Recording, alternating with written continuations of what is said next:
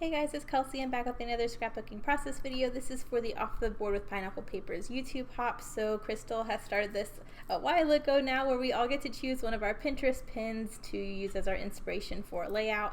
So I just decided to go with that one pin you saw there, which was a layout. So I'm just gonna scrap lift this pretty much. I really liked the way she had her layers. There were a lot of different layers without it looking, I don't know, too overwhelming. It was still really crisp and clean, and I really liked that because sometimes it's really hard to do a crisp and clean layout while also implementing a lot of layers. So I'm pretty much just going to try and copy what she did with her layers there. I do have a vertical 4x6 where she used a horizontal 4x6, so the proportions are going to be a little bit skewed, but I decided to just keep the layout in the orientation it already was. I will be inverting it actually a little bit just because Marcus is facing to the right, so I'm gonna invert it that way. But as far as the banner and the horizontal pieces, that's all gonna still be there from the original.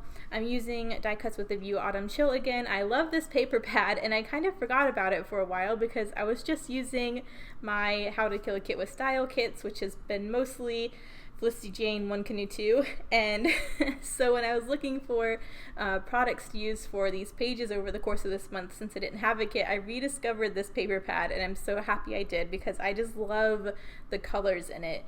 So I went ahead and pulled out this green plaid. I thought that would be a really nice background, but I did want to have a lot of fun with the main background paper, so I'm using this multicolor polka dot. I love this paper in the collection, so I really wanted to show it off.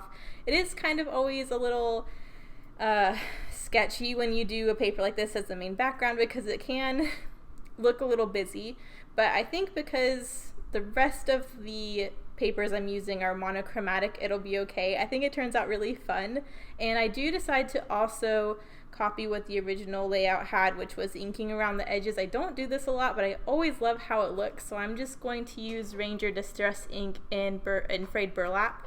I really love that brown. So I'm going to try and remember because I always forget to ink something. I think I did pretty good this layout, but I'm going to go ahead and ink every single layer, and I think that really looks nice because it helps all these patterns stand off of each other, especially because a couple of them are all just varying shades of green, and having those inked edges really kind of define those corners and those edges. They don't all run together, and it really emphasizes the layered look, so I really do like that. I think the only thing I didn't ink is the white layer, and that was intentional. I kind of wanted to keep that white skinny border around the photo crisp and clean, but I think everything else I inked, so that'll take a minute for me to go around and get all of that stuff done. But I really just pulled out a bunch of scraps from this paper pad that I had already cut into for multiple other pages and tried to get them used up. So you see my whole pile to the left there. This is another reason I really wanted to use this multicolored polka dot, because it really opens me up to being able to use pretty much any paper in that paper pad, because this multicolor kind of includes all of them. So I really did like that. I still kind of leaned more on the greens and the pinks. I don't think I really pulled in too much yellow or even that maroon. But I think it turned out really nice. So I'm starting out by piecing together some of these vertical pieces. I'm cheating the system a little bit because a lot of these layers are covered up, so I'm using a smaller portion of that dark green, and it just looks like it's one big piece when it's not. And now I'm doing the couple layers that are behind the photo, so I'm using this light pink for one of them. I actually am going to use a light green branding strip for the other layer. It looks like it's a lot bigger than it is, but because so little of it was showing behind the photo, I could get away from using this really skinny scrap, and it actually looks like a large rectangle that's just hidden behind the photo by the end. So I really like doing that. That's why I don't throw out these branding strips when they're decorated like this, because you can still use them to cheat larger pieces. So you'll see what I mean there, but those two little skinny strips, I'm going to stack top and bottom of this photo, and you can kind of get away with it looking like that's one large piece. So I do like that. I do need to branch out horizontally here. I have most of the vertical pieces down, and there's this large banner arrow thing chevron that runs behind the photo and stretches out to the empty part of the page, and I really like how that looks. I love this L type of design, so I'm just trying to find a pattern paper that complements what I already have going. I went with this light green floral. It was still in the color scheme that I was already working with, but it was still subtle. I thought it accented what I had going on already really well, so I'm just cutting that into the same shape that it is in the original sketch. I am going to just cut it into little bits and pieces because so much of it was going to be hidden behind the photo layers. I just decided instead of pulling all that up to tuck it behind, I would just, you know, use smaller bits and stack it on either side like I'm doing now. But I'm trying to keep the layers how they look in the original. I really like how she has them going over certain layers and that kind of thing, so I'm just trying to stay true to that. I do need one more skinny horizontal or vertical piece, sorry. So I found another branding strip here that's actually the same pattern as that horizontal green, but in this nice peachy tone. So I decided I would do the same thing. I'm just going to cut a couple pieces because I don't need that much since most of it's going to be behind the photo.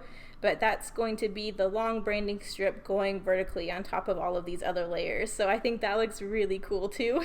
I like how it brings some of that brighter pink in, because right now the pink's pretty much just the pastels, and I wanted to reference that bright pink that's in the polka dot, so I think that looks really nice.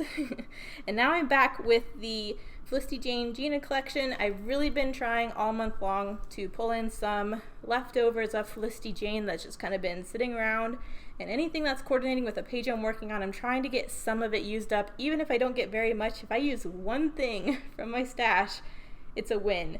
And quite a few of these Gina pocket cards are like exactly in the color scheme. Like you can see that polka dot pocket card right there is almost exactly the background. So I was really excited by that. I decided to use this one sentiment that says real life moments. I thought it was a pretty good match to the pink I just added.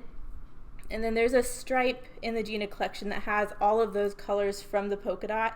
So I decided to mat that sentiment on there to pull the multicolor pattern into the foreground in a little cluster area.